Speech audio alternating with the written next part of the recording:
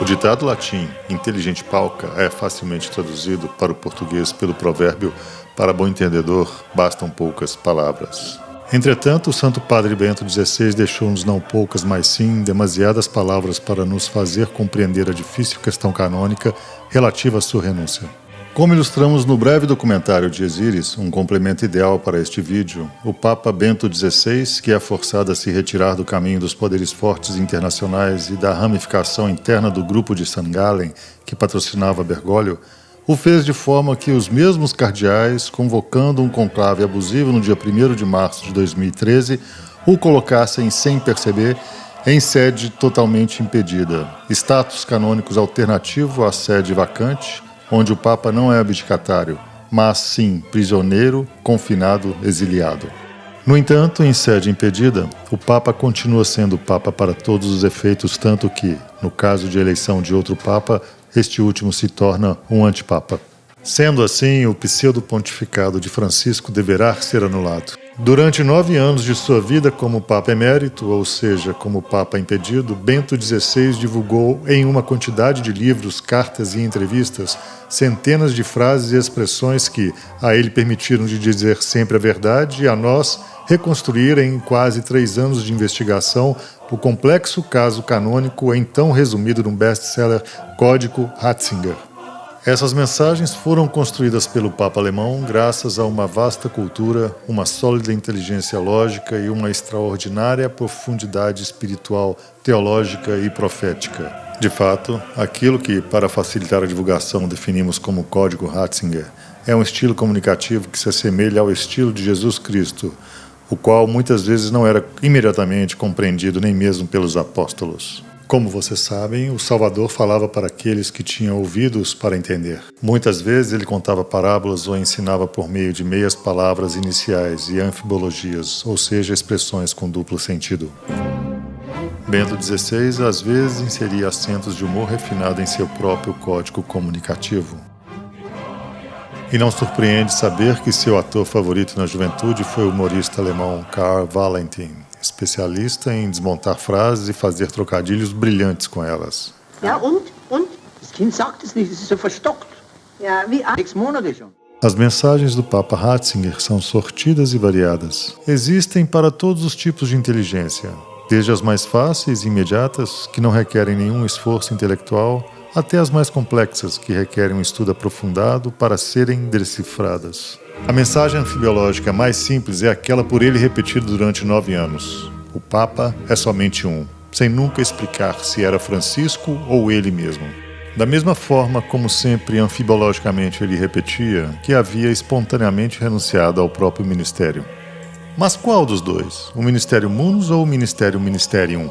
Ambas se traduzem para o português com a mesma palavra ministério, mas têm um significado muito diferente com consequências jurídicas impressionantes. Se o Papa perde o Munus, ele abdicou. Se perde o Ministerium, como aconteceu com Bento XVI, ele está impedido.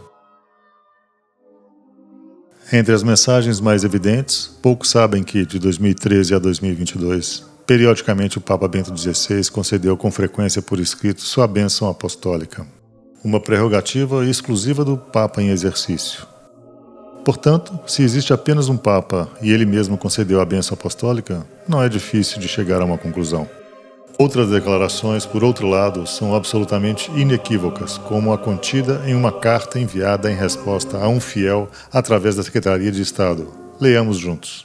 O Papa Emérito Bento XVI aceitou a carta na qual desejava enviar-lhe uma expressão de afeto filial. Agradecido pelos sentimentos de devoção manifestados, o Sumo Pontífice encoraja-nos a voltar o olhar para o Pai Celestial. Como vocês podem ver, o Papa Emérito é o Sumo Pontífice, o mesmo sujeito que ficou comovido pelos sentimentos de devoção filial da fiel.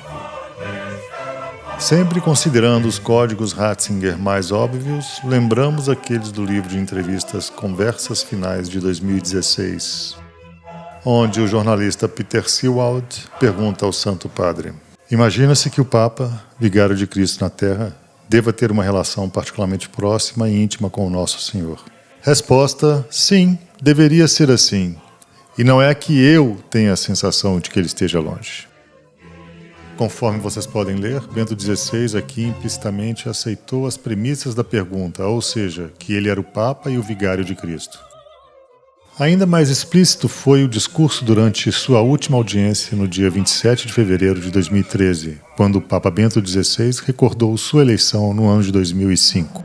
Que da quel momento in poi ero impegnato sempre e per sempre dal Signore, sempre che assume il ministero petrino non ha più alcuna privacy. Il sempre è anche un per sempre.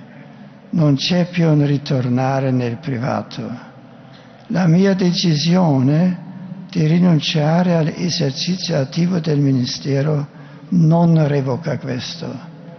O Santo Padre afirmou explicitamente: ele havia renunciado apenas ao exercício ativo do ministério, ou ministerium, de fato. Mas tal renúncia não revogava o ser Papa, o munus. Mas na época ninguém tinha ouvidos para ouvir. Vamos escutá-lo novamente. Non abbandono la croce, ma resto in modo nuovo presso il Signore crocifisso. Non porto più la potestà dell'ufficio per il governo della Chiesa, ma nel servizio della preghiera resto, per così dire, nel recinto di San Pietro. Tendo renunciado ao poder operativo do cargo, que lhe foi retirado pela sede impedida, Bento XVI não desceu da cruz, permaneceu no recinto de São Pedro, termo claramente evocativo de um estado de prisão. Agora vamos passar para um nível logo acima das assim denominadas mensagens médias, para as quais é necessário apenas um pouco de bom senso lógico. Particularmente espirituosa é a resposta que o Papa deu em 2016 ao então correspondente vaticanista do jornal Estampa, Andrea Tornielli, o qual havia lhe perguntado por que ele manteve o manto branco e o nome pontifical. Manter o hábito branco e o nome Bento é algo simplesmente prático. No momento da renúncia não havia outras roupas disponíveis. Além do mais, eu uso o hábito branco de uma forma claramente distinta da do Papa. Agora, na opinião de vocês, nos 3 anos desde a Declaratio, será que o Papa Bento não conseguiu encontrar em toda Roma uma toga preta como a de um bispo ou de um cardeal? Naturalmente, uma vez que Bento XVI não havia abdicado, mas estava impedido e continuou sendo o Papa, o mais prático seria manter seja o nome, seja a batina branca. No entanto, o Papa Ratzinger retira o amito do seu hábito e a faixa da cintura para distinguir suas vestes da de um Papa normal em plena propriedade de seu ministério. No mesmo livro de 2016, Sibbald se refere então à profecia do bispo medieval São Malaquias, que compilou uma lista de pontífices que, segundo certas interpretações, terminaria com o Papa Bento XVI. Pergunta de Sibbald: de acordo com essa lista, o papado terminaria com o seu pontificado. E se o senhor fosse realmente o último a representar a figura do Papa como conhecemos até agora? Resposta de Bento XVI: tudo pode ser.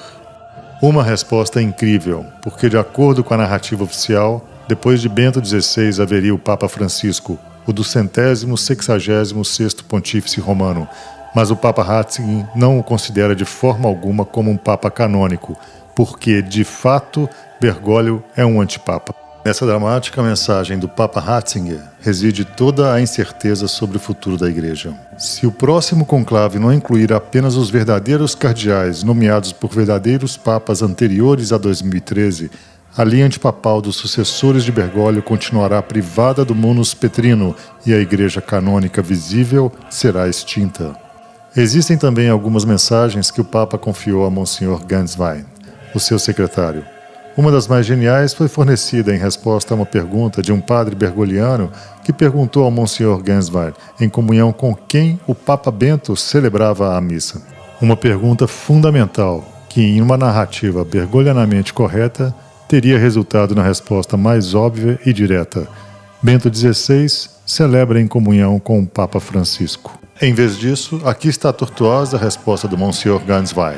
O Papa Bento nunca mencionou nenhum outro nome no cânon da missa e nunca mencionou a si mesmo no cânon. A frase é articulada genialmente para se referir à fórmula litúrgica com a qual o Papa celebra a missa. Em comunhão comigo, seu servo indigno. Neste caso, de fato, o Papa Bento não teria mencionado o seu nem qualquer outro nome no cânon da missa. A composição definitiva desse mosaico sobre a missa do Papa Bento foi proporcionada por um infeliz episódio.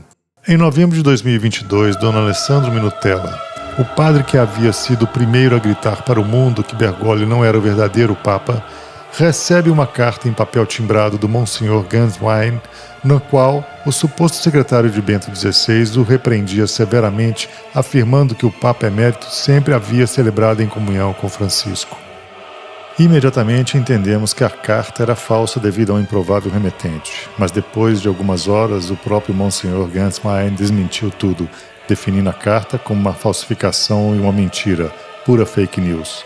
Portanto, não somente o documento, mas também o conteúdo da carta eram uma mentira. Então, se era mentira que o Papa Bento celebrava em comunhão com Francisco, inevitavelmente celebrava em comunhão consigo mesmo, servo indigno, já que ele era o verdadeiro Papa.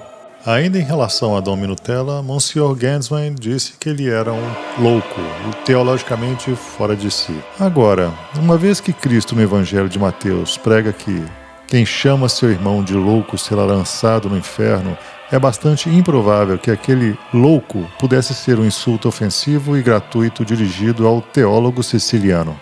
A referência explícita é, na verdade, ao sentido teológico da loucura, ao tema místico muito conhecido da loucura por Deus, isto é, a profética afirmação da verdade, mesmo ao custo de pagar pessoalmente. Mas mesmo depois de sua morte, o Papa Bento XVI deixou outros sinais muito eloquentes em relação ao fato dele ter permanecido sempre o único Papa.